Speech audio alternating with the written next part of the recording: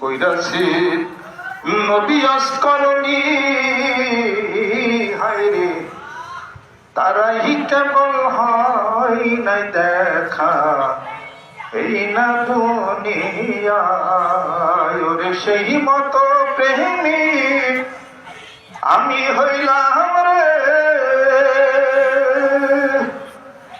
আরে বন্ধু প্রাণ থাকিতে একবার দেখা দাও আমায় ওরে ও মোরে শির রইলে কোথায় তোরে না দেখিলে মোর প্রাণ যায় ওরে ও বন্ধু রইলে কোথায় আশিক হুলে মাশুক মিলে হায়রে মনসুর হেল্লা যে আবার আনাল হক বলে ওরে সেই মতো পাগল আমি হইলাম রে।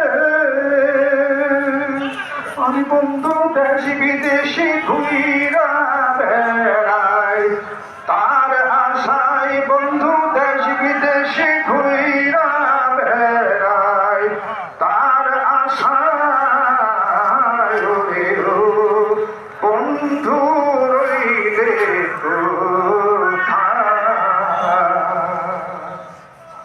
কোথায় লাগছে কিছু রাবিয়া বসছি যখন দুনিয়ার থেকে বিদায় হয়ে গেলেন কবরে যখন তাকে নামানো হলো মুনকার নকির ফেরেশতা এসে বলতেছে রাবিয়া রে মার রব পোকা তোমার রবকে।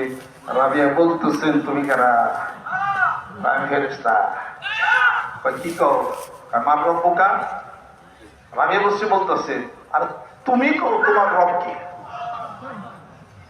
আমি তো তোমার জিজ্ঞাসা করলাম তুমি কোন জায়গায় থাকছো? কেন আসমান দিকে আসছি? জমিন আসছো দূরত্ব কতটুকু? 500 বছর রাস্তা। 500 বছর রাস্তা এসে তুমি আমার জিজ্ঞাসা করো মার রব পোকা তোমার রবকে? আর আমি জমিন থেকে পার নিচে মাত্র 3.5 হাত নিচে এখানে আসতে আসতে আমি কি আল্লাহরে ভুলে গেছি নাকি? এই যুগের বিবাহ করবে সন্তান জেনে নেই বাকি জীবন আমার মহান মানবের জন্য কাঁদতে কাঁদতে আমার গেছে। তুই আমার মার রব পোকা তোর রবকে পাই করাবি। ফেরেশতাকে বাবা রে খাইছি রে ও তোমরা ইচ্ছে আল্লাহ কোন পাগলের কাছে গেছি মার রব পোকা এটা তো বার্তাতে না ওর কাম ছাড়া আমি জানি ওর উত্তর কিন্তু আমি খুব ভালো জানি কি হিসাব করত। আমি অবশ্যই বলেছেন আল্লাহ মান যদি ক্ষমতা থাকতো এই জাহান্নাম আমি সাক্ষাৎ করে দিতাম আর এই জান্নাত আমি তসতস করে দিতাম। যেহেতু পৃথিবীতে কোন মানুষ তোমার জান্নাতের আশায় তোমার ইবাদত করে আর জাহান্নামের ভয় কেউ কেউ ইবাদত করে। জান্নাত যদি না থাকে জাহান্নাম যদি না থাকে এইবার যদি ইবাদত করে আল্লাহ তোমাকে পাওয়ার জন্য জোরে বলুন সুবহানাল্লাহ। কাজে কি এমন আছে যেটা নিয়ে আল্লাহ সামনে দাঁড়াইতে পারে? এর জন্য তো কবি বলেন কতটা চোখের জল ফেলেছো যে তুমি ভালোবাসবে। কি চোখের পানি কি আছে পৃথিবীতে ভালোবাসার দাবি তুমি করো? কিছুই নাই। সব ঠিক আল্লাহরে ঠিক করা যায় না। এই পৃথিবীর কিছু ব্যাঠিক হইলে আল্লাহরে ভাবা যায়। জোরে করে সুবহানাল্লাহ। ওই পৃথিবীর কিছু ব্যাঠিক হয়েছিল